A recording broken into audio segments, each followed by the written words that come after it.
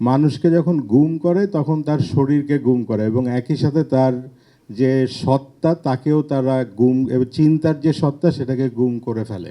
এই জিনিসগুলোকে টাইমলি তুলে ধরার এই লেখাগুলা হচ্ছে একটা সংকলন এবং এখানে আমার অনেক বিদগ্ধ বন্ধু বান্ধব সবাই আছেন, তারা দেখবেন। আমি লেখার এইখানে আরেকটা জিনিস বলতে চাই যে দেখেন, মানুষকে যখন গুম করে তখন তার শরীরকে গুম করে এবং একই সাথে তার যে সত্তা তাকেও তারা গুম এবং চিন্তার যে সত্তা সেটাকে গুম করে ফেলে।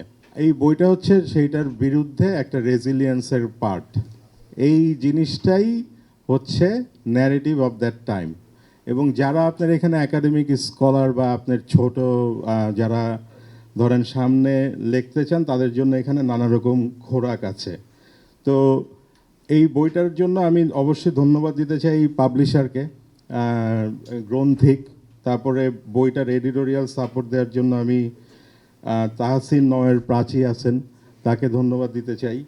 এই বিষয়টা নিয়ে আমার যেই বক্তব্যটা হচ্ছে যে আপনারা বইটা পড়বেন সময়ের সাক্ষী হিসাবে, ওই সময়ের ন্যারেটিভের সাক্ষী হিসাবে, যে অথরিটেরিয়ানিজমকে চ্যালেঞ্জ করার জন্য। এবং সামনে যদি কখনো বাংলাদেশে এরকম, আমি আশা করি আর কখনো আসবে না, তাহলে আপনারা এই ধরনের অ্যাঙ্গেলে লেখালেখি করতে পারেন, যেটা আপনার ইউটিউবের বাইরেও বিভিন্নভাবে সমালোচনা করা যায়।